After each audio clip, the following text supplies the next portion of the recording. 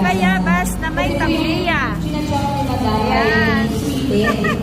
At ayan ang sinigang na bangus ng Poblacion 3. Nagkaroon siya ng twist dahil hinaluan siya ng tableya.